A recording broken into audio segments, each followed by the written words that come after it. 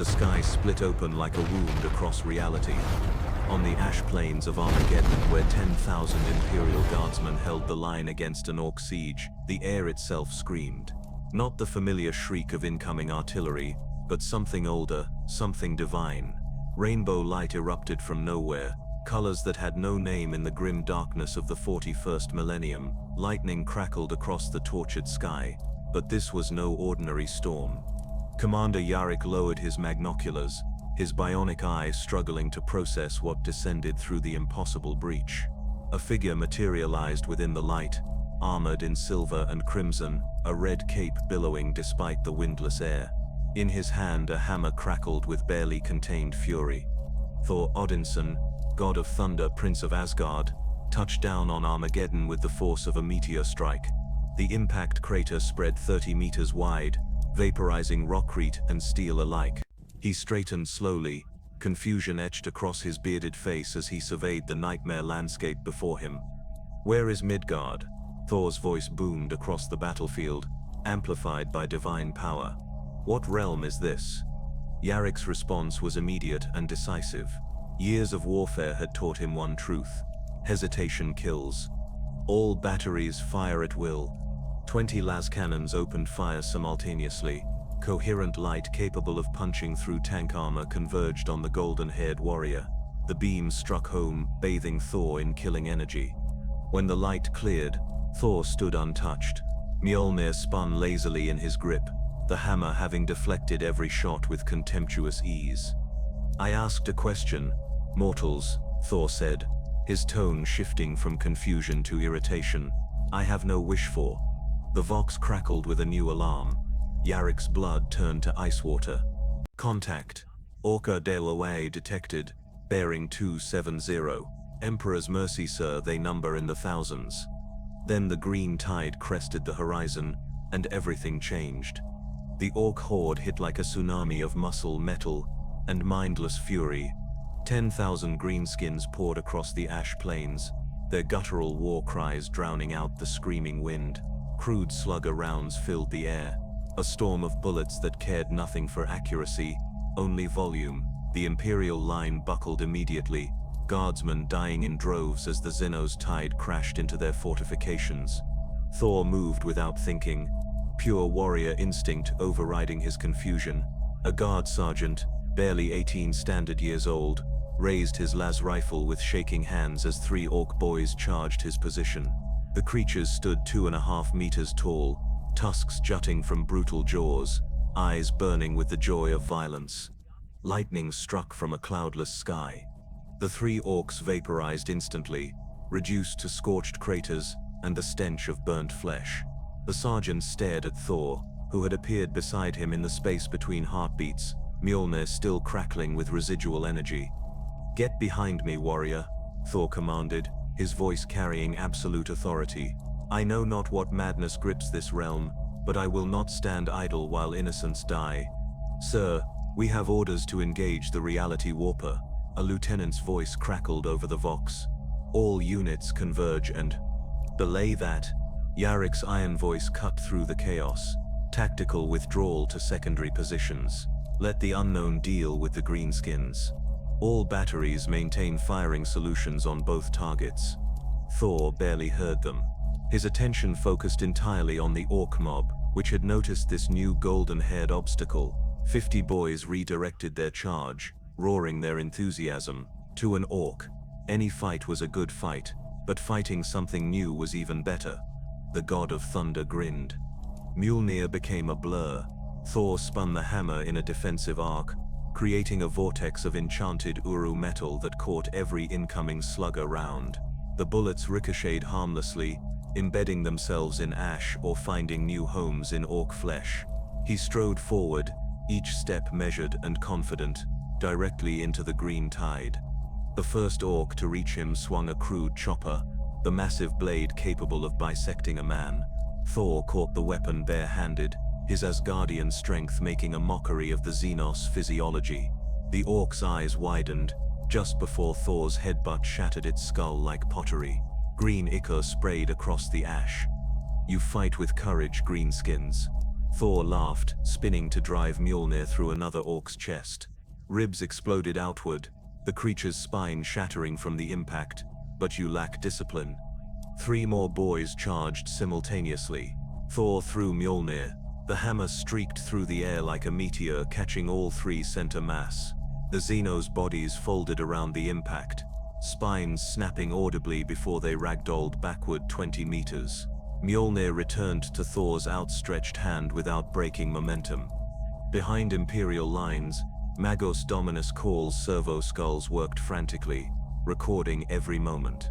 The tech priest's mechadendrites twitched with barely suppressed excitement as impossible data flooded his noosphere. Energy readings exceed all known parameters, Call muttered through his Vox grill.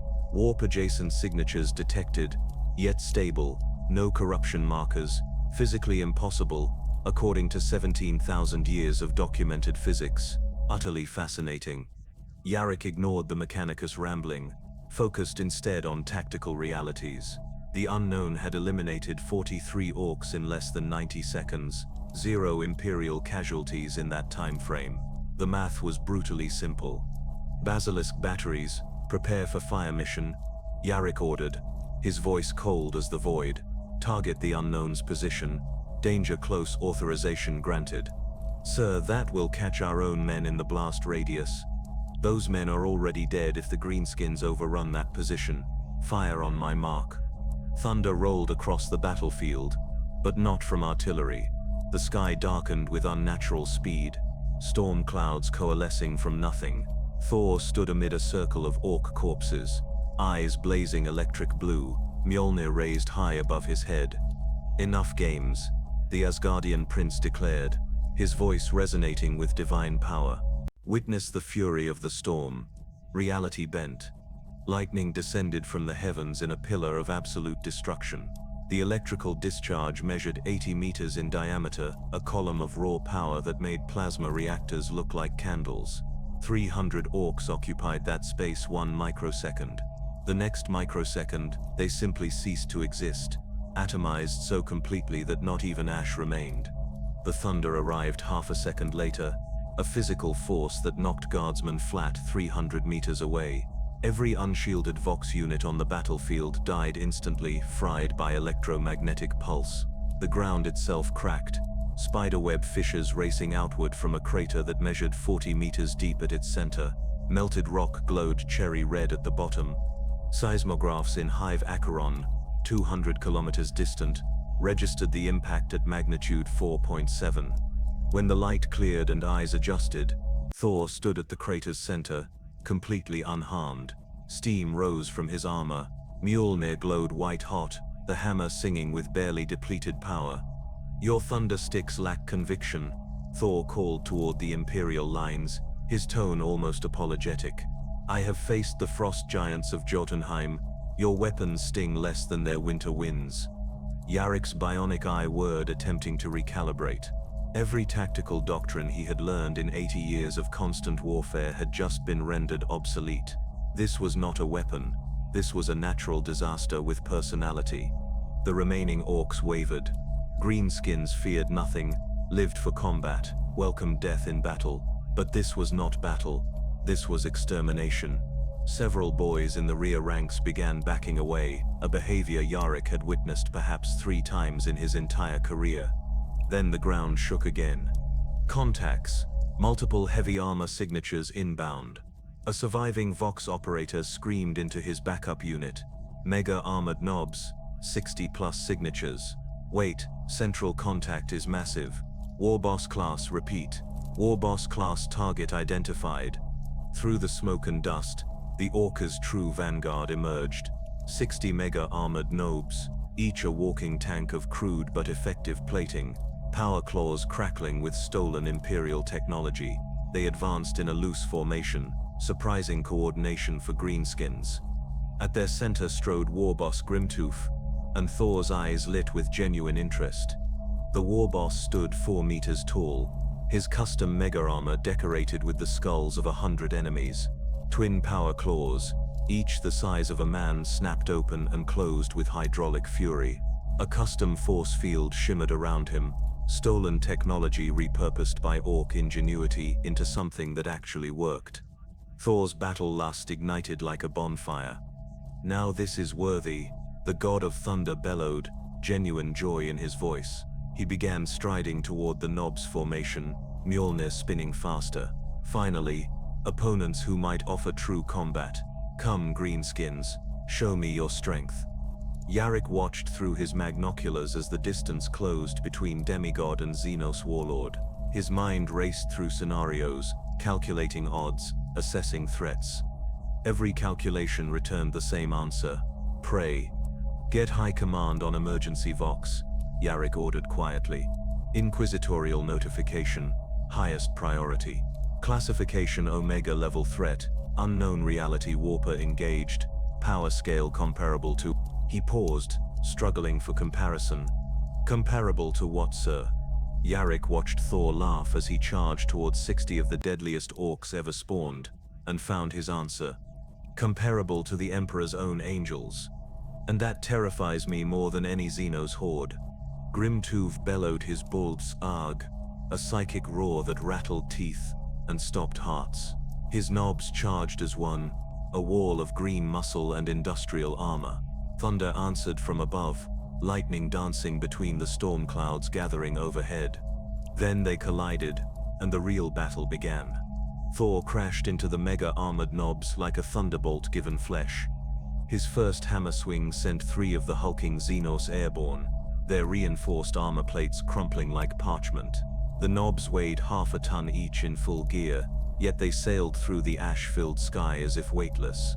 One landed 70 meters away, its spine shattered on impact. The other 2 never landed at all, their trajectories carrying them into the hull of a wrecked lemon rust tank. The remaining knobs barely hesitated. This was what orcs lived for.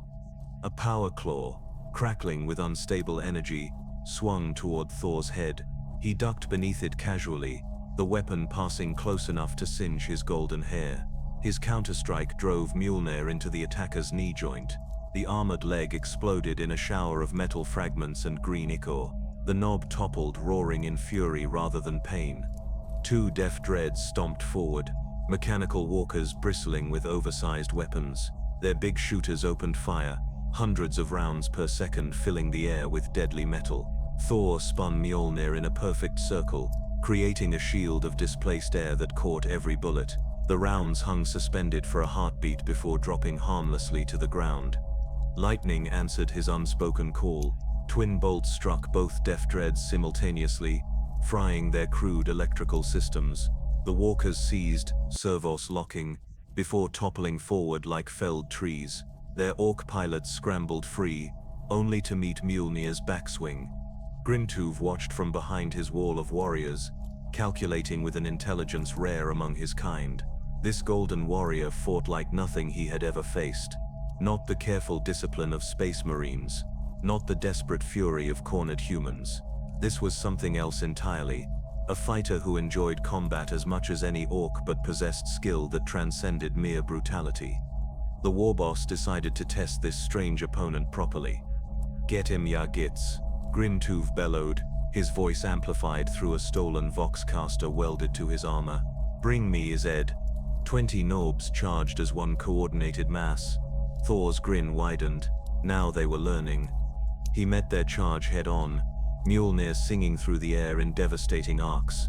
Each impact shattered armor, broke bones, sent massive bodies flying, but these elite orcs were not the mindless boys from before.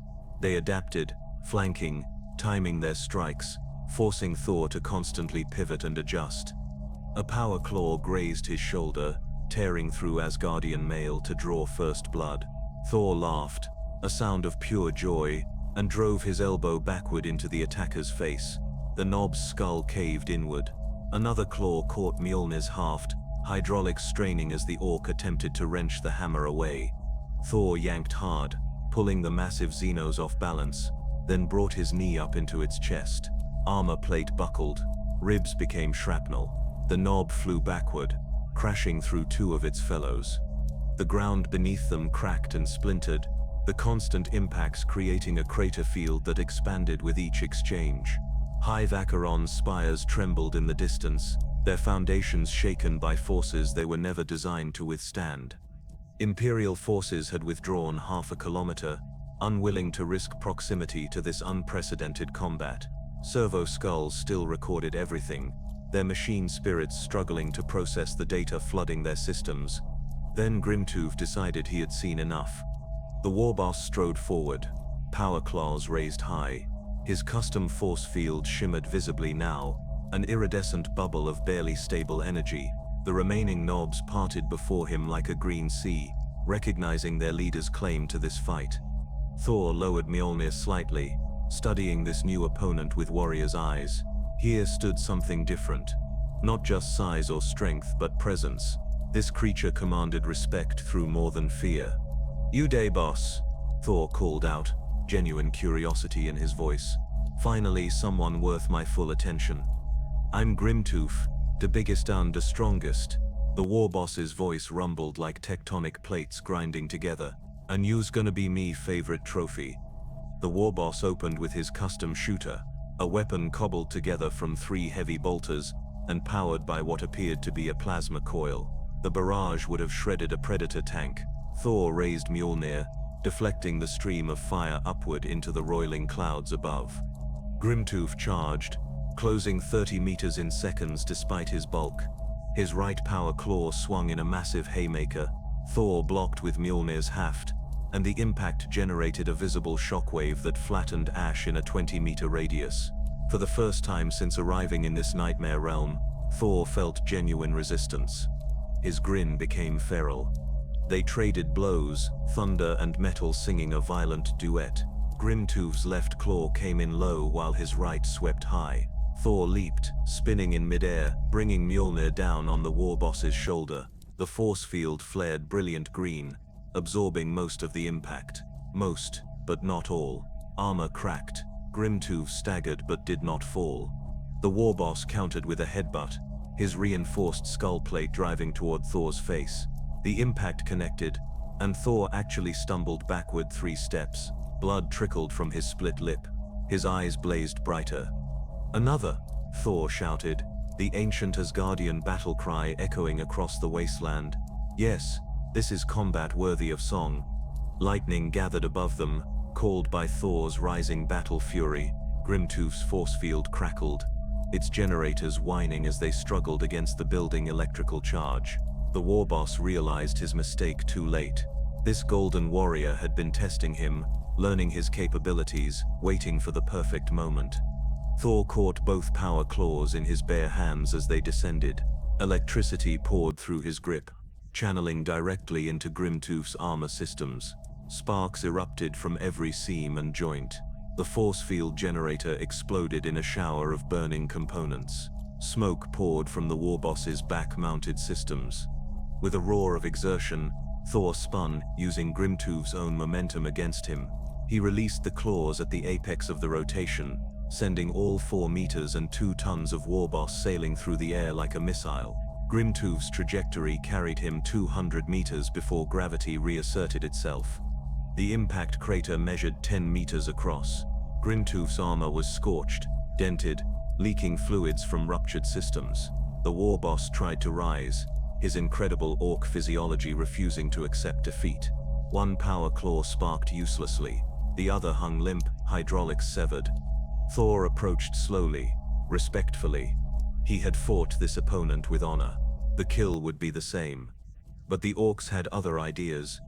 The surviving knobs saw their leader fall. Some fled immediately, the OAH psychic energy broken by their boss's defeat. Others stood frozen, uncertain, and a few, the strangest few, dropped to their knees. "Da new boss," one knob muttered, his voice carrying across the sudden silence. More orcs knelt. Then more. Within moments, 30 surviving mega-armored knobs had pledged their allegiance to Thor without a single word from him. The god of thunder stared at them in complete bewilderment.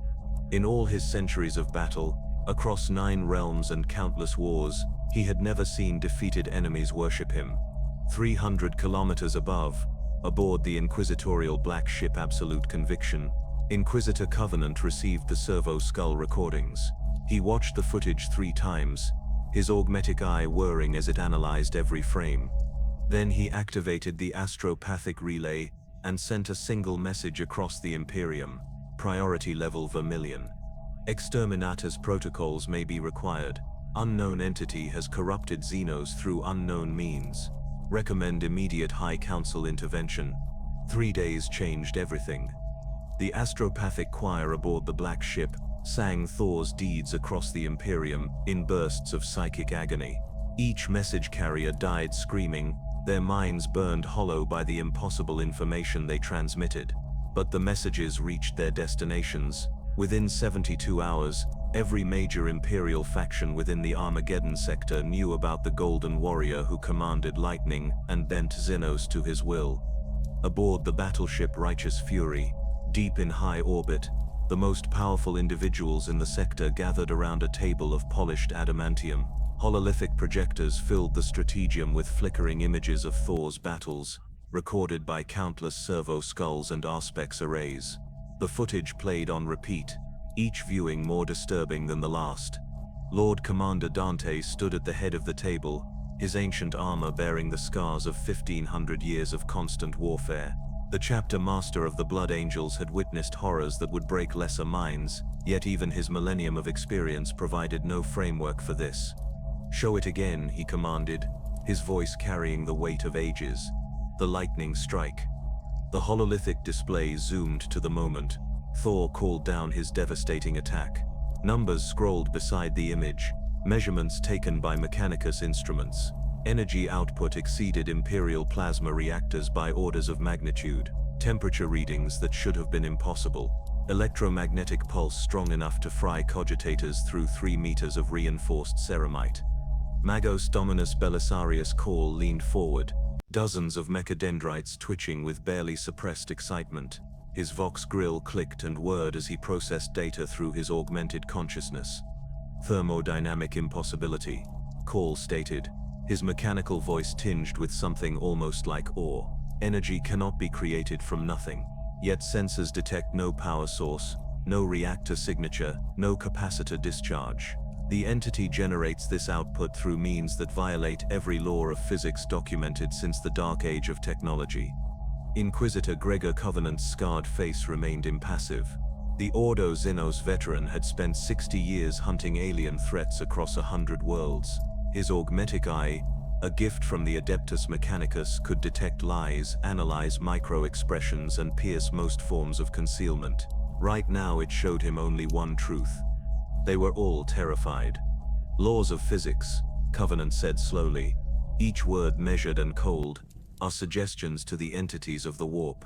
Daemons mock reality with their mere existence. I have witnessed greater daemons of Khorne tear apart Titan legions. I have seen sentient sorcerers reshape continents with a word. This entity displays power consistent with warp corruption. Yet your own report indicates 0 warp taint detected," Lord General Kurov interjected. The commander of Armageddon's defense forces was a practical man, gray-haired and gray-souled from decades of grinding attrition warfare. "My sanctioned psychers screened the area personally.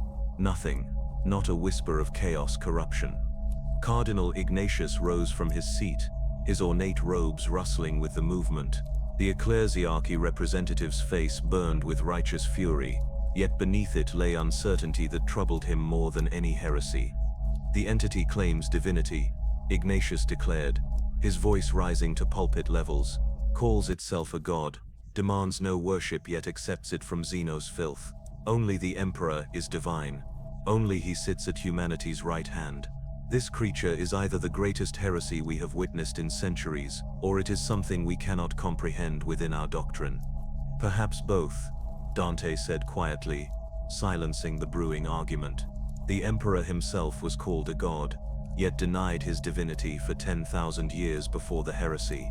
What if this Thor truly is what he claims? A god from another reality entirely? The room fell silent. Even suggesting such concepts bordered on heresy, yet coming from Dante, none dared challenge it immediately. Cole broke the tension with cold logic. Reality breach detected at arrival coordinates. Dimensional membrane weakened by 3.7% in a 500-kilometer radius. The entity's presence destabilizes the barrier between real space and the Imperium. Regardless of intent, this constitutes an existential threat. It saved 40,000 guardsmen, Kurov insisted, his weathered hands gripping the table edge. Eliminated a warboss vanguard that would have taken us months and millions of lives to defeat. The strategic value alone justifies further observation before hostile action.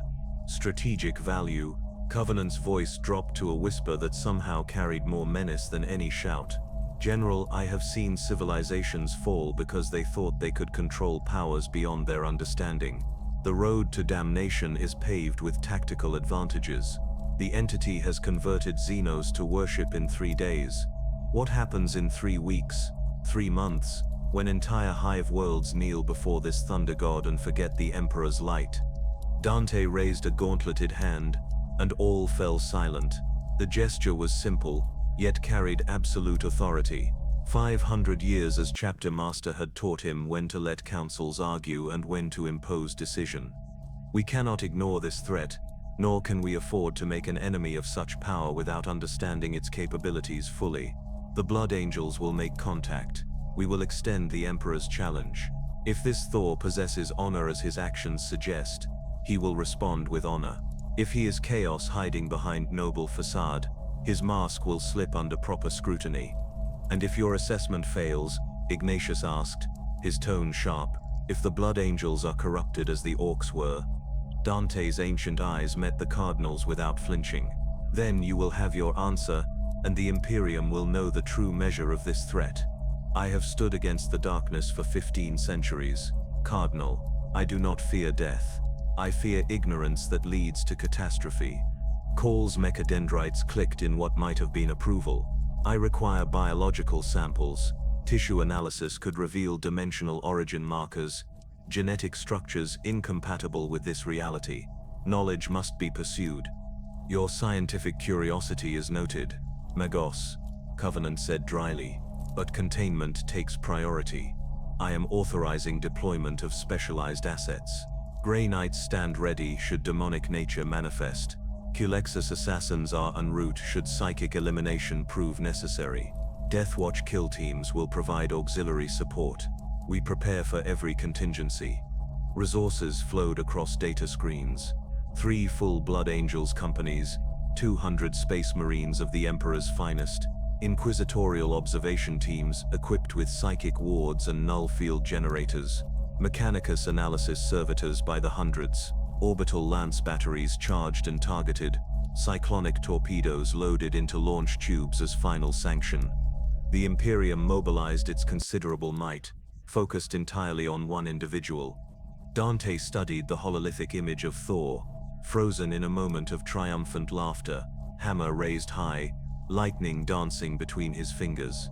Something in that image troubled him. Not the power, not the destruction, but the joy. In this galaxy where hope died slowly in endless grinding war, here stood someone who still found pleasure in simple combat. It reminded him of how the Primarchs were described in ancient texts. Before the heresy, before everything burned. We deploy within 6 hours, Dante announced. May the Emperor guide our hands and grant us wisdom to distinguish between salvation and damnation. This council is adjourned. As the assembly dispersed, Covenant lingered, studying the recorded images with his augmetic eye. He enhanced the footage of Thor's face, analyzing every micro-expression, every gesture, searching for deception. He found only honest confusion and warrior's pride. That somehow made everything worse. On Armageddon's surface, Thor sat among the ruins of the battlefield, Mjolnir resting across his knees. The Orc converts had built crude shelters nearby, watching him with reverential eyes that made him deeply uncomfortable. He had tried explaining he was no god worth worshipping, but they heard only what they wanted to hear. The sky above churned with gathering storms. Not his doing this time, but something else. Something approaching from the void, carrying intent that made his divine senses prickle with anticipation. More warriors were coming, strong ones. Finally, the drop pods screamed through Armageddon's poisoned atmosphere like falling stars.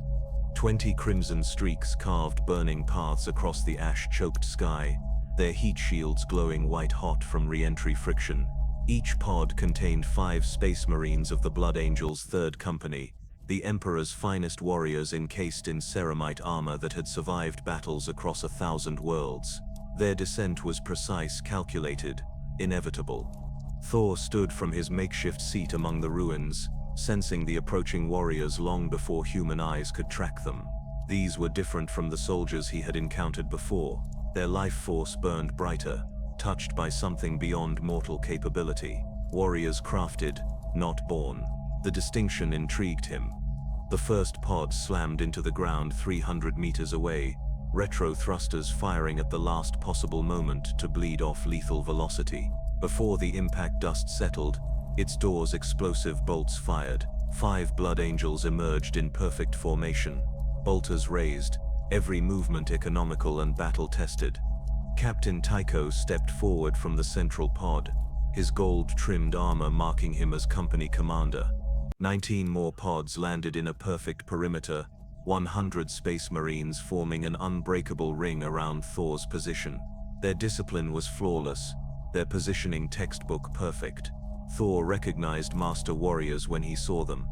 Tycho's voice boomed across the wasteland, amplified through his armor's voxcasters. Unknown entity, you stand accused of reality manipulation, Xenos corruption, and unauthorized presence within Imperial space. Identify your allegiance or face the Emperor's judgment. Thor planted Mjolnir in the ground before him, the hammer sinking a foot deep into hardened ash. He spread his arms wide, a gesture of openness rather than surrender. I am Thor Odinson, Prince of Asgard, defender of the 9 realms. I serve no empire but my own, sworn to protect the innocent across all worlds. I seek only passage home to Midgard, to the realm you might call Earth. Tycho processed this, his helmet's auto-senses analyzing Thor's biometric readings, stress patterns, vocal fluctuations. Every indicator suggested truth. Yet truth from the mouths of demons had doomed worlds before. The planetary governor reports entire orc warbands worship you as divine. Tycho continued, his bolter never wavering.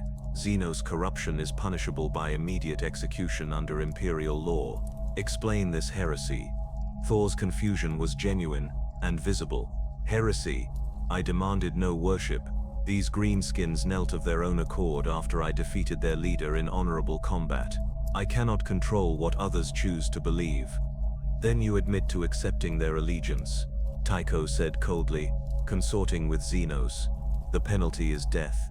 Submit to inquisitorial custody for purification, or we open fire. You have 10 seconds to comply. The God of Thunder's expression hardened. Across 1,000 years of battle, across wars that shaped galaxies, one constant remained. Thor Odinson bowed to no authority save his father's and his own conscience. I bow to no mortal power, Thor stated, his voice carrying absolute conviction. I have committed no crime save defending those who cannot defend themselves. If you wish combat, warriors, then come. But know that I will not kill those who fight with honor, even misguided honor. Tycho's response was immediate. So be it. For the Emperor and Sanguinius, fire. 100 bolters opened fire simultaneously. Mass reactive rounds filled the air, explosive projectiles designed to punch through tank armor before detonating inside the target. The coordinated volley would have erased a small army. Thor spun Mjolnir in a perfect defensive arc, the hammer moving faster than human eyes could track. Dozens of bolts ricocheted off the spinning Uru metal, their warheads detonating harmlessly in the air or burying themselves in distant ash dunes.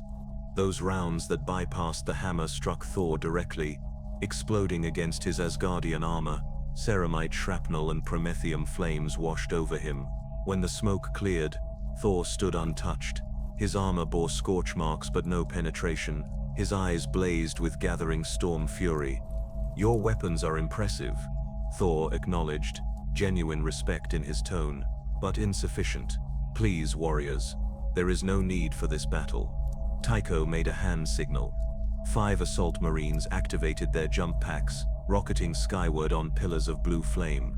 They attacked from above in coordinated patterns, combat blades crackling with power fields that could carve through bunker walls. Thor called lightning from the gathering clouds. 3 precise bolts caught 3 Marines at the apex of their jumps. Their armor's power systems overloaded instantly, servos locking, flight controls dying. They plummeted, crashing to earth with bone-breaking impacts. Not dead, Thor noted with satisfaction, but certainly combat ineffective. The remaining 2 assault Marines adapted mid-flight, spiraling and jinxing to avoid becoming easy targets. Their blade work spoke of centuries of practice, perfect form married to superhuman speed. Both struck simultaneously from opposite angles. Thor caught one combat knife on Mjolnir's haft, deflecting the blow skyward. The second blade scored across his shoulder guard, power field flaring as it met Asgardian enchantments. Neither gave way, energy crackling between them. With casual strength that defied his appearance, Thor grabbed both Marines by their chest plates and slammed them together like cymbals. Ceramite cracked. The warriors dropped, dazed but alive. Thor set them down almost gently. "You fight with courage and skill," he called out to the encircling Space Marines. "Your coordination rivals Asgard's finest warriors. But this battle serves no purpose. Why do we fight when neither of us is the true enemy?" Tycho's answer came in the form of lascannon fire. 4 Devastator Marines triggered their heavy weapons, coherent light beams converging on Thor's position. The god of thunder raised Mjolnir, and somehow, impossibly, the hammer absorbed the energy. It glowed white-hot, humming with captured power. Thor's counterstrike was measured, controlled. He pointed Mjolnir at a distant rock formation and released the stored energy. The beam carved through solid stone like parchment, leaving a molten trench 50 meters long. A demonstration, not a killing blow. Sergeant Castellan emerged from the central formation, his tactical dreadnought armor making each step a minor seismic event. Terminator plate, the most revered and rare armor in the Imperium, covered him like a walking fortress. His power fist crackled with the barely contained fury of a miniature sun. "I am Sergeant Castellan of the 1st Company," the Terminator announced, his voice deep and resonant through his armor's vox grill. "I have stood against hive tyrants and greater daemons. You will find me less yielding than my brothers." Thor's grin returned, the expression of a warrior who finally faced appropriate challenge. "Then let us test that claim, Sergeant." They met in the center of the circle, hammer against power fist. The impact generated a visible shockwave, a sphere of displaced air that knocked nearby Marines backward. Castellan's fist, which could reduce tanks to scrap with a single blow, met resistance it had never encountered. Thor's strength matched then exceeded the Terminator's augmented might. The ceramite gauntlet cracked. Hairline fractures spider-webbed across knuckles that had pulverized bunker walls. Castellan staggered, decades of combat experience screaming warnings his pride refused to acknowledge. He swung again, desperation adding speed to his attack. Thor sidestepped with grace that seemed impossible for someone his size. Mjolnir's counterstrike caught Castellan in the chest plate dead center. The Terminator flew backward 20 meters, his half-ton weight meaningless before divine strength. He crashed through the remnants of a destroyed bunker and did not immediately rise. Captain Tycho watched his finest warriors fall one by one, tactical doctrine eroding before unprecedented opposition. Every engagement pattern the Codex Astartes provided assumed enemies bound by physical law. This entity mocked such limitations. Yet the Blood Angels had not survived 10,000 years through rigid thinking alone. Tycho activated his command Vox. All units converge. Pattern Sanguinius Delta. Suppress and withdraw. Authorization Vermilion Omega. The Marines moved as one organism, laying down suppressing fire while falling back toward extraction coordinates. Discipline held even in retreat, each warrior covering his brothers, wounded retrieved with mechanical efficiency. They had engaged, assessed, and concluded what they needed to know. Thor could have pursued, could have ended this. Instead, he stood his ground, watching them withdraw with warriors' respect etched across his features. They had fought with honor despite overwhelming odds. That deserved acknowledgement. Tycho was the last to leave, his helmet turning back for one final assessment. Through his auto-senses, Thor appeared almost sad, standing alone in a field of unconscious but living space marines. No triumph, no gloating, only the melancholy of a warrior who found no joy in one-sided battles. "This is not over," Tycho vowed over open vox, ensuring Thor heard every word. "We will return with greater force. The Emperor's judgment is inevitable." Thor's response carried across the distance without technological aid, his voice filled with gentle sorrow. "Then next time, bring warriors who understand I am not your enemy. This galaxy faces true horrors. I have glimpsed them in the minds of those I have touched. Why waste strength fighting each other when darkness gathers at every border?" The Blood Angels' Thunderhawks screamed overhead, their engines drowning out any response. Within minutes, the Marines had evacuated, leaving only unconscious bodies Thor had carefully avoided killing. The servo skulls remained, circling like carrion birds, recording everything. 300 kilometers above, aboard Righteous Fury, Lord Commander Dante reviewed the battle footage for the third time. Around him, his command staff stood in stunned silence. "Assessment," Dante commanded, his ancient voice tired. "Entity possesses strength exceeding Primarch recorded levels," the ship's tactical officer reported. "Restraint demonstrated. 0 fatalities despite capability. Conclusion is troubling, my lord." "Speak it," Dante ordered. "The entity holds Astartes in respect, treats us as honored opponents rather than threats. It does not fear us, Lord Commander, it pities us."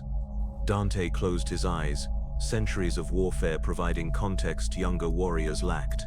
He had seen this before, in the way the Primarchs regarded baseline humans. The gap between transhuman and human now reflected back at Space Marines from something even further beyond. His next words were soft, meant only for his own ears, but the Vox picked them up anyway. "Emperor, protect us. We may have found something we cannot fight, and it might be our only hope against what is coming." In the Strategium's corner, Inquisitor Covenant heard those words, and immediately began composing his next report. Protocol Terminus was no longer sufficient. This required the Grey Knights. 4 weeks transformed Thor from anomaly into legend. The astropathic choirs could not stop singing his name. Every message they transmitted across the Imperium carried whispers of the Thunder God, the Golden Warrior, the entity that walked between storms. Some choirs went mad from the repetition, their minds fracturing under the weight of information that refused to fit Imperial doctrine. Others saw visions in their psychic trances, glimpses of a figure standing against darkness so profound it made the warp itself recoil. Thor's territory expanded, not through conquest, but through gravitational inevitability. Imperial citizens fled the grinding machinery of the administratum, the casual cruelty of overseers, the endless tithe demands that bled worlds dry. They came in hundreds, then thousands, seeking sanctuary in the exclusion zone where a being of impossible power had declared simple protection. Within the 500-kilometer radius Thor now called his responsibility, something unprecedented occurred: peace. The Adepta Sororitas came next, as Thor knew they would. Faith was the Imperium's most powerful weapon, and he represented a theological crisis that could not be ignored. Canoness Selena led 200 battle sisters of the Order of Our Martyred Lady, their crimson and black power armor gleaming with fresh consecration oils. They arrived not in drop pods or gunships, but walking across the ash plains in perfect formation, hymns of battle rising from their ranks like waves of sound given physical form. Thor met them at the boundary of his territory, Mjolnir resting on his shoulder, his expression open and curious. The sisters halted 50 meters distant, bolters held at the ready but not yet aimed. Selena stepped forward, her face hidden behind an ornate helmet adorned with the symbols of martyred saints. "I am Canoness Selena, shield of the faithful, sword of the righteous," she announced, her voice amplified through Vox speakers. "You stand accused of heresy most foul. Xenos worship you. Citizens abandon the Emperor's light for your shadow. Speak now, entity. Are you daemon wearing false flesh, or angel fallen from the Emperor's grace?" Thor considered the question with genuine thought. These warriors carried themselves differently from the Space Marines. Their faith was not doctrine but fire, burning so bright he could almost see it with his divine senses. They believed with an intensity that reminded him of the most devoted priests of Asgard. "I am neither daemon nor angel," Thor replied, his tone respectful. "I am Thor Odinson, born of Asgard, sworn to protect those who cannot protect themselves. Your warrior women honor you. In my realm, the Valkyries choose the worthy dead to feast in Valhalla's halls. You remind me of them." Selena removed her helmet, revealing a face marked by acid scars and eyes that burned with unshakable conviction. "Do not compare us to your heathen mythology. We serve only the God Emperor of mankind. All other gods are lies, and those who claim divinity commit the gravest heresy." "I claim nothing," Thor said, spreading his arms wide. "Those who worship me do so against my wishes. I have told them repeatedly that I am no god worth their prayers. Yet they kneel anyway. How can I be held responsible for the choices of others?" The sisters exchanged uncertain glances. This was not how daemons spoke, creatures of the warp, twisted truth, seduced through lies, corrupted through temptation. This entity simply stated facts with the weariness of someone who had repeated them too many times. Selena's hand moved to her bolt pistol. "The ecclesiarchy has declared you anathema. Submit to cleansing, or we open fire. There is no third option." Thor sighed, the sound carrying genuine sadness. "Must we dance this tired pattern again? Your faith is admirable, Canoness, but faith without wisdom is merely zealotry. I will not submit to execution for crimes I have not committed." "Then you choose damnation." Selena raised her bolt pistol skyward, the signal for engagement. 200 bolters rose as one, blessed rounds chambered, triggers half squeezed. Thor remained motionless, making no move to defend himself. He simply looked at each sister in turn, his gaze somehow meeting 200 pairs of eyes simultaneously. "I will not kill you," he stated, his voice soft yet carrying to every ear. "You fight for what you believe is right. That deserves honor, not slaughter. So I ask you, warriors of faith, is your conviction strong enough to face what I truly am?" He raised Mjolnir skyward. The storm answered instantly. Lightning danced between the clouds, a display of power that painted the ash-choked sky in shades of electric blue. Thunder rolled, not threatening but glorious, the sound of pure elemental fury held perfectly in check. The wind rose, swirling around Thor in visible currents that lifted dust and debris into spiraling patterns. His eyes blazed with inner light, divine heritage fully manifest. Yet he did not attack, did not threaten, simply stood there, allowing them to witness what he was without filter or deception. Several sisters stumbled backward, their faith warring with their senses. How could a demon command such pure power? Why would chaos waste such strength on theatrical display when it could simply corrupt or destroy? The questions had no answers within their doctrine. Selena held her ground through sheer willpower, her bolt pistol aimed directly at Thor's heart. Her finger tightened on the trigger. One squeeze and blessed ammunition would tear through divine flesh. She had killed heretics, mutants and traitors beyond counting. This should be no different. But it was different. Every instinct honed through decades of combat screamed conflicting information. Thor lowered Mjolnir, and the storm calmed. He spoke again, his words reaching not their ears but something deeper. "Your Emperor protects humanity. Yes, then we serve the same purpose. I have seen your people suffer under tyrants who invoke his name while betraying his principles. I have watched innocents die because mercy is considered weakness. If your faith demands my death, then strike. But know that you will be killing someone who seeks only to ease the suffering your own Imperium inflicts." The bolt pistol wavered. Selena's scarred face contorted with inner turmoil that would have been invisible to anyone who did not understand the burden of absolute faith meeting undeniable reality. She lowered her weapon. "We withdraw," Selena announced, her voice hoarse. "But this is not acceptance. This is uncertainty, and uncertainty requires contemplation. The ecclesiarchy will hear of your words, entity. Let them judge what we cannot." The Sisters of Battle departed in the same formation they arrived. Hymns now subdued, voices uncertain. Thor watched them go, feeling the weight of their crisis settle across his shoulders. He had shaken their faith, something that brought no satisfaction.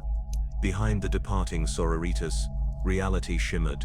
The air folded in ways that hurt to perceive, and through the impossible angles stepped figures who should not exist in real space.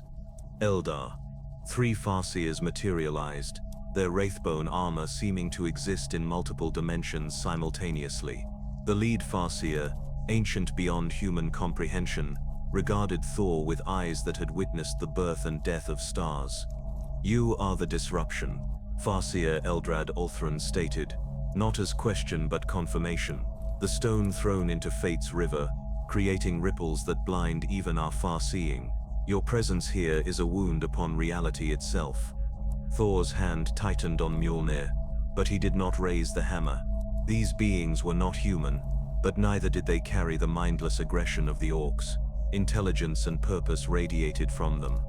"You speak in riddles, Elder One," Thor replied, using the honorific instinctively. "I seek only to return home. If my presence damages your reality, help me repair it, and I will gladly depart." Eldrad's expression, visible through his semi-transparent helmet, showed something approaching respect. "You do not demand, do not threaten, strange for one with power to shatter worlds. The Mon-Ki would destroy first and question never." "Mon-Ki?" Thor asked. "Humanity," Eldrad clarified. "Young, brief, burning bright and dying faster. But you are not of their species. Despite the form you wear, you are something older, something that reminds us of the time before the fall, when gods walked openly and realms touched without tearing." The Farseer gestured, and hololithic images appeared in the air between them. Thor saw the warp, that screaming sea of madness he had glimpsed during battle. He saw how his arrival had created a calm point, a spot where chaos could not fully reach. The implications staggered him. "Your essence is anathema to the dark gods," Eldrad explained, his tone clinical yet fascinated. "Where you stand, chaos weakens. The great enemy fears you, though they do not yet understand why. This is both gift and curse. They will come for you, Thor of Asgard. All 4 will seek either your corruption or destruction." "Then let them come," Thor said simply. "I have faced mad gods before. I will face them again." Eldrad laughed, a sound like crystal breaking. "Arrogance? No. Simple confidence born of truth. You truly do not know fear. How refreshing. How terrifying." The Farseer extended one long-fingered hand. "We offer knowledge. The webway connects infinite realities, including yours. Help us seal the breach your arrival created. Prevent daemons from flooding through the wound, and we will search for your path home." Thor studied the offered hand, centuries of Asgardian diplomacy warning him about deals made with those whose motives remained unclear. Yet his options narrowed daily. The Imperium saw him as threat. Chaos would inevitably notice him, and innocence suffered while he remained trapped. "I agree," Thor clasped Eldrad's hand. "But understand this, if innocents suffer because of our alliance, I will end it immediately." "Your terms are acceptable," Eldrad replied. "Come, the breach lies 300 kilometers north. We must work quickly before the Grey Knights arrive." "Grey Knights?" "The Imperium's daemon hunters. Incorruptible, unstoppable, and convinced you are exactly what you claim not to be. They will attempt to banish you to the warp. Given your nature, the result would be catastrophic." That night, Thor stood beside Eldar warlocks, channeling lightning into crystalline structures that formed patterns he instinctively understood, despite never having seen them. The breach began to seal, reality knitting itself closed through combined effort of Asgardian magic and Eldar psychic mastery. Below, in the territory Thor protected, children played without fear for the first time in their lives. Families ate meals together, unafraid of midnight raids by press gangs or tithe collectors. Something simple and profound bloomed in that 500-kilometer circle. Hope. And hope, in the grim darkness of the far future, was the most dangerous force of all. The fleet emerged from the warp, like judgment made manifest. 17 capital ships translated into real space simultaneously, their Geller fields collapsing in cascades of unnatural light. Imperial Navy battleships hung in high orbit above Armageddon, lance batteries already charging, cyclonic torpedo tubes loaded with planet-killing ordnance. Below them, troop carriers disgorged their cargo in an endless stream of drop pods, Thunderhawks, and Valkyrie gunships. The Imperium had committed enough force to conquer a sector, all of it focused on one being. 3 full Space Marine chapters answered the call. Blood Angels, Ultramarines, and Space Wolves deployed 800 Astartes between them, every warrior a veteran of countless campaigns. Titan Legion Metallica walked among them, 2 Warlord-class Titans and 5 Reavers, god machines whose footsteps registered on seismographs 300 kilometers away. But the true terror came in silver and gray. 50 Grey Knights of the Third Brotherhood materialized through teleportation, their Aegis armor blazing with psychic wards and holy inscriptions. Each knight was a weapon forged specifically to destroy daemons, incorruptible souls bound in blessed ceramite. Brother Captain Stern led them, his nemesis force sword humming with banishment energies that made reality itself uncomfortable. Thor sensed them all, standing at the center of his sanctuary, surrounded by civilians who looked to him with desperate hope. He felt the noose tightening. This was not exploratory engagement or honor combat. This was extermination doctrine, the kind of overwhelming force the Imperium deployed when it decided something must cease to exist. The sky darkened as the fleet blotted out Armageddon's dying sun. Atmospheric entry burns painted contrails across the ash-choked clouds. An army descended with singular purpose. Thor had one choice remaining. He could flee, abandon these people, seek shelter elsewhere on this massive world. His power would let him evade pursuit indefinitely. The thought lasted less than a heartbeat before he dismissed it utterly. Asgardians did not run. He raised Mjolnir skyward, and the storms answered with enthusiasm that bordered on eagerness. Lightning danced between gathering thunderheads, power building to levels that made the previous displays seem like candle flickers. The civilians began evacuating to shelters he had helped construct, reinforced bunkers that might survive the coming devastation. A young girl, no more than 8 standard years, paused at the bunker entrance. "Will you be okay, Thunder God?" Thor knelt, meeting her eyes with gentle certainty. "I am Thor Odinson, child. I have stood against frost giants and fire demons, against dark elves and worse things still. These warriors come with honor, fighting for what they believe is right. I will meet them the same way. But what if they hurt you? Then I will heal, but I will not let them hurt you. That is my oath, and Asgard's word is iron." The girl nodded and disappeared into the shelter. Thor stood, turning to face the approaching army. His divine senses tracked every element, calculating odds with warrior's instinct honed across millennia. The odds were catastrophically bad. He smiled anyway.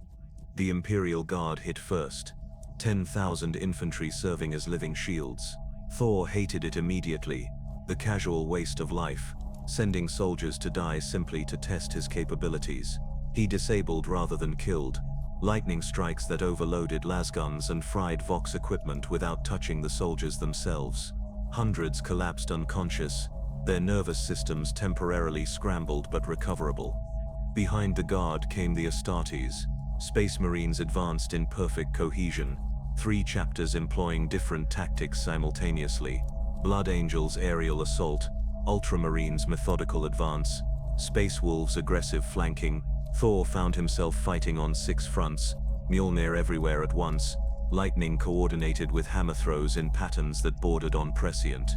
Brother Captain Tycho led the Blood Angels charge personally, his digital weapons adding to the storm of bolter fire. Thor recognized the officer and deliberately pulled his strikes, disabling rather than destroying.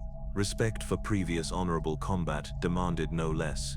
The Space Wolves proved more challenging. They fought with berserker fury tempered by pack tactics, each warrior supporting his brothers with instinctive coordination.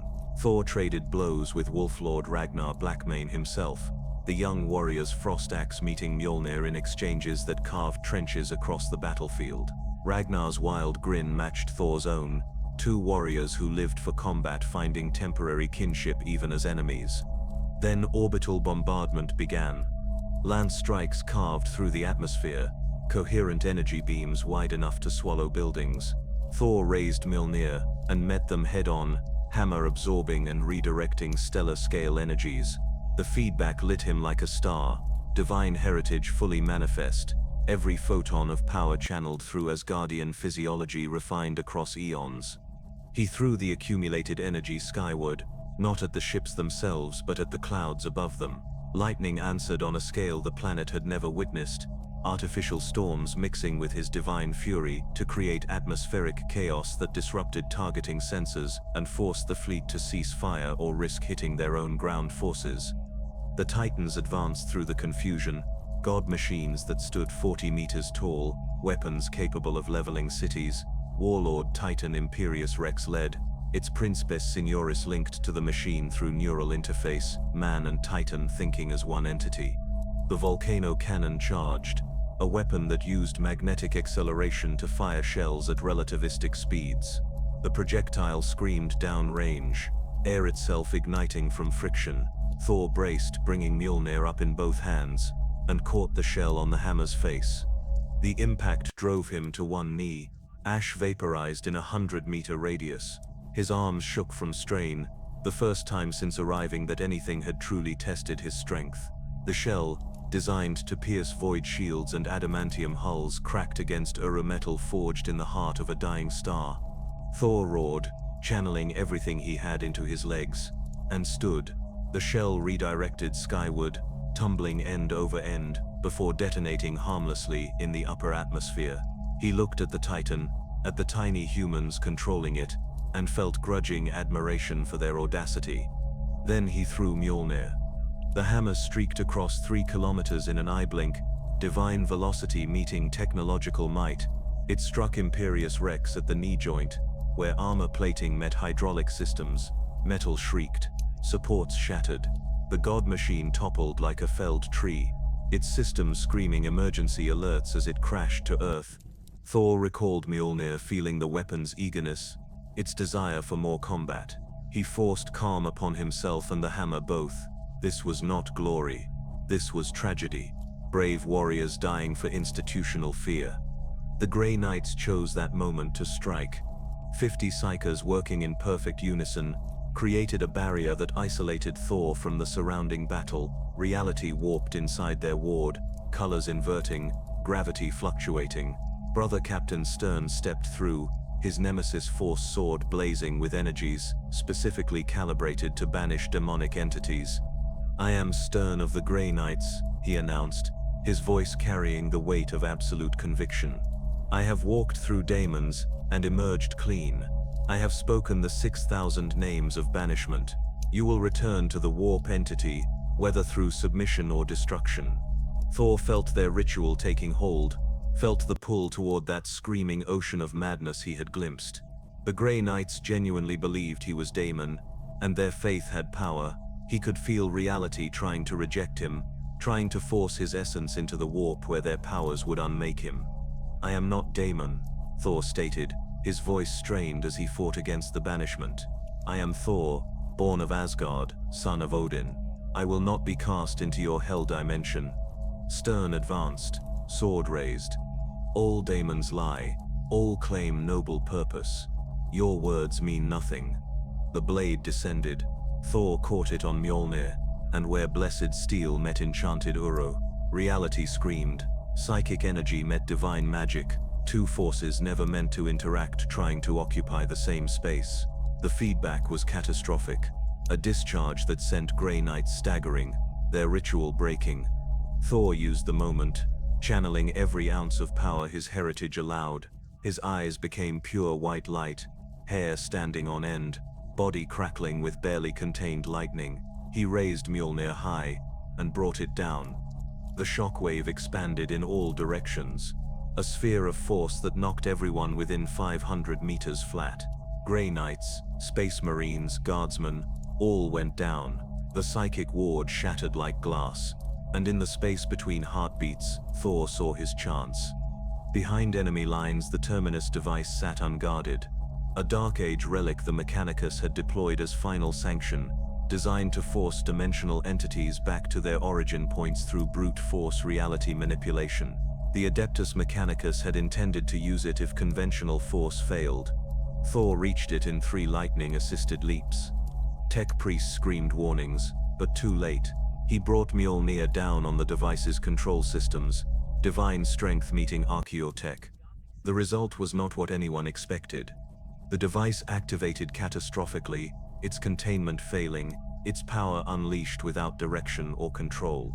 A rift tore open in real space, a wound that showed not the warp's madness but something else entirely.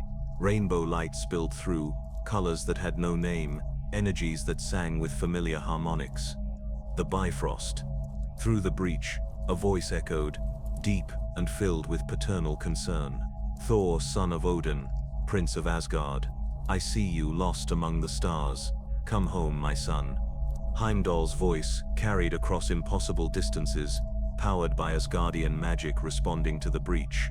Thor stared at the portal, seeing glimpses of golden spires, of rainbow bridges, of home. Every Imperial weapon trained on him, waiting for him to step through so they could end this threat forever. Every civilian he had protected watched from their shelters, silently begging him not to abandon them. Thor stood at the threshold between worlds, Mjolnir heavy in his hand, and faced the hardest choice of his immortal life. Rainbow light painted the battlefield in colors that defied Imperial categorization. Through the breach, Thor saw Asgard in all its impossible glory. The golden halls of his father's palace caught the light of distant stars, their architecture defying physics through pure divine will. The Bifrost stretched across the void like a crystallized rainbow, each band of color a pathway between realms. Warriors trained in courtyards he had walked since childhood, their laughter carrying across dimensions. Home called to him with gravitational pull that transcended mere longing. Heimdall's voice resonated through the portal, each word carrying the weight of cosmic awareness. Thor, the realms grow unstable without you. Your mother weeps, your father waits. The throne of Asgard needs its prince. Return now before this passage collapses and strands you forever in that forsaken reality. Thor's fingers tightened on Mjolnir until the leather grip creaked. Every instinct, every fiber of his divine being screamed to step through. He was Asgardian. His place was among his people, defending the 9 realms, standing at his father's side. That was duty. That was honor. That was who he was supposed to be. Then he looked back at the shelters where 2 million souls huddled, their entire existence dependent on his choice. The Imperial forces remained frozen, weapons trained but held. They understood the calculation perfectly. If Thor stepped through, their problem vanished. If he stayed, this war continued until one side ceased to exist. Brother Captain Stern's sword remained raised, psychic energy crackling along its blade, but even he hesitated before such a moment. Lord Commander Dante watched through his helmet's auto-senses from 300 meters away, 1,500 years of experience telling him he witnessed something that would reshape the sector regardless of outcome. His vox remained silent. Even he had no words adequate for this. Thor closed his eyes, and in the darkness behind his eyelids, memories cascaded. He saw his brother Loki, mischievous and complicated, whose schemes had inadvertently taught Thor the difference between being right and being good. He remembered Lady Sif and the warriors, 3 companions who had followed him into impossible battles simply because he asked. He thought of his mother Frigga, whose wisdom had guided him through centuries of growth from arrogant prince to something approaching worthy. But he also saw the faces of this realm, the young girl who had asked if he would be okay, the guard sergeant whose life he had saved during that first chaotic battle, Canoness Selena's scarred face as her faith warred with reality. The orc converts who knelt not from coercion, but from witnessing something their brutal culture could finally respect. This galaxy was dying. He had seen it in the minds he had touched, glimpsed it in the eyes of every warrior who faced him. The Imperium ground its citizens beneath institutional cruelty, while screaming it was for their own protection. Xenos races fought extinction wars on every front, and behind it all, the warp churned with malevolent intelligence that sought only corruption and despair. The 9 realms had Odin, had the Asgardian armies, had champions beyond counting. They would endure his absence, though it would pain them. This galaxy had only grinding darkness, and the slim hope that somewhere, somehow, something might change. Thor opened his eyes and saw his path with painful clarity. "Heimdall," he called out, his voice carrying through the dimensional breach. "I cannot return, not yet." The Guardian's response came heavy with sorrow and understanding. "My prince, you risk exile eternal. This breach required catastrophic energy release to manifest. We may never achieve such confluence again." "I know, old friend, but these people need protection. This realm suffers under tyranny that calls itself salvation. I cannot abandon them to fate. I have the power to change." Thor paused, then added softly, "Tell my father I finally understand what he tried to teach me all those centuries. Tell him his son learned wisdom, even if it came too late for easy choices." Heimdall's silence stretched for heartbeats that felt like years. Finally, the Guardian spoke, his voice colored by something approaching pride. "He will be told, Thor Odinson, and he will understand, though it breaks his heart. Asgard awaits your return whenever the Norns decree it possible. Fight well, Prince of Thunder. Make the 9 realms proud." The rainbow light began to fade, the breach sealing as the unstable energies that created it dissipated. Thor watched his home disappear, felt the connection sever like a physical wound, and knew he had just made a choice that could never be unmade. The portal collapsed with a sound like reality sighing in relief. Silence descended across the battlefield, broken only by the idling engines of distant war machines and the labored breathing of thousands of warriors. Every weapon remained trained on Thor, but something had shifted. He had chosen exile over escape, chosen strangers over family, chosen suffering over comfort. Brother Captain Stern lowered his nemesis force sword fractionally. "You rejected salvation, refused escape from the Imperium's judgment. Why?" Thor met the Grey Knight's gaze through his ornate helmet, his expression open and honest. "Because running would make me the coward you believe I am. Because these people deserve better than the hell you call protection. Because I am Thor, and I do not abandon those who need me regardless of cost." "Heresy," Stern stated, but his voice carried uncertainty rather than conviction. "You defy the Emperor's will. You corrupt the faithful simply by existing." "Then come," Thor said simply, planting Mjolnir at his feet. "Strike me down if you believe it right. I will not fight you. I will not kill those who genuinely believe they serve justice. But know that if you execute me, those 2 million civilians lose their only shield against the darkness that waits beyond these borders." The Grey Knight stood frozen, every teaching of his order demanding he attack, yet something deeper giving him pause. Daemons did not sacrifice. Chaos did not choose suffering when pleasure beckoned. This entity before him defied every classification, every doctrine, every certainty his chapter had codified across 10,000 years. Lord Commander Dante's voice cut through the tension, amplified across all Imperial channels. "Weapons hold, all forces, stand down by my authority." Protests erupted immediately. Ultramarines officers demanded clarification. Space wolves growled about incomplete hunts. Mechanicus tech priests calculated acceptable loss ratios and found the data unsatisfactory. But Dante's authority, built through 15 centuries of exemplary service, carried weight even the Inquisition hesitated to challenge directly. The ancient chapter master descended from his command, Thunderhawk, flanked by his honor guard, and walked across the scarred battlefield directly toward Thor. Each step took visible effort, his aging enhanced physiology finally showing the weight of all those accumulated centuries. He stopped 5 meters from the god of thunder and removed his helmet. Thor saw a face lined with scars, eyes that had witnessed humanity's darkest hours and still somehow maintained fragments of hope. This was no fanatic, no blinded zealot. This was a warrior who understood the difference between law and justice. "I am Dante, chapter master of the Blood Angels, servant of the Emperor for over 1,500 years, the ancient space marine stated, his voice carrying exhaustion and authority in equal measure. "I have fought daemons and heretics, xenos and traitors. I have seen the Imperium at its highest and lowest moments, and I tell you now, entity, that you represent something I cannot classify." "Thor," he replied. "My name is Thor. I am not entity or threat. I am simply a warrior far from home, trying to do what I believe is right. Dante nodded slowly. I believe you. Emperor, help me. I believe you. You are either the greatest trick chaos has ever played, or you are something that could change everything. The former would require subtlety the dark gods have never demonstrated. The latter terrifies me more than any daemon. Behind them, the Imperial forces began lowering weapons.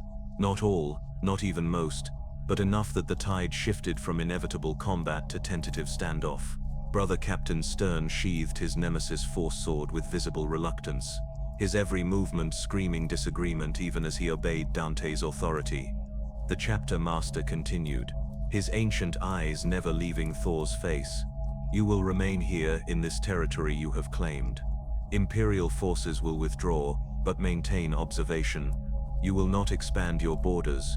You will not actively recruit Imperial citizens. And you will prove through actions, not words, whether you are salvation or damnation. And if I prove myself, Thor asked, then perhaps, just perhaps, there is room in this galaxy for something beyond endless war and slow extinction. But know this, Thor Odinson, the moment you falter, the instant you show corruption or betray those you protect, the full might of the Imperium returns. And next time, there will be no negotiation. Only exterminatus. Thor extended his hand, an Asgardian gesture of agreement between warriors. Dante stared at it for long moments before grasping Thor's forearm in the warrior's grip both cultures recognized. The pact was sealed. Over the following months, Thor's territory became legend across the sector. Imperial citizens who fled tyranny found sanctuary. Xenos who sought peace rather than war discovered tentative acceptance. The concept spread like virus through the Imperium's information networks, whispered in habblocks and voxed between ships. Hope. The ecclesiarchy denounced him officially, while secretly debating whether divine intervention could come from sources beyond the emperor. The Inquisition maintained constant surveillance, waiting for inevitable corruption that never manifested. The Mechanicus studied him obsessively, seeking to quantify the unquantifiable, and Thor stood at the center of it all, defending his charges against orc raids and dark Eldar slavers, against chaos incursions and tyrannid splinters. He fought with honor, killed only when necessary, and slowly began to understand the true scope of this galaxy's suffering. 6 months after his choice, Thor sat atop a mountain of rubble that had once been a chaos shrine, watching binary stars set across Armageddon's polluted sky. A young boy approached, the son of refugees Thor had saved from a press gang. "Thunder God, sir?" the boy asked tentatively. "Do you regret staying? Do you miss your home?" Thor considered the question with the seriousness it deserved. "Every day, child. Every single day. But regret and duty rarely align. My home has champions. This galaxy has only survivors. So I will stay, and I will fight, until either this realm no longer needs me, or I finally fall." "Will that ever happen? Will you fall?" The god of thunder smiled, lightning dancing between his fingers as storm clouds gathered overhead. "Perhaps. All warriors fall eventually, but not today, not while innocents need protecting, not while there is still hope worth defending." The boy nodded and ran back toward the settlement, where families gathered for evening meals without fear of midnight raids, where children played games instead of training for inevitable conscription, where hope was no longer heresy but possibility. Above, the stars wheeled in their eternal dance. Somewhere among them, the 9 realms continued without their prince. And on Armageddon, in a galaxy where there was only war, Thor Odinson created an impossible pocket of something different. Peace, earned through strength, and maintained through sacrifice. In the grim darkness of the far future, where there was only war, thunder rolled across the wasteland. And for once, it sounded like promise rather than threat.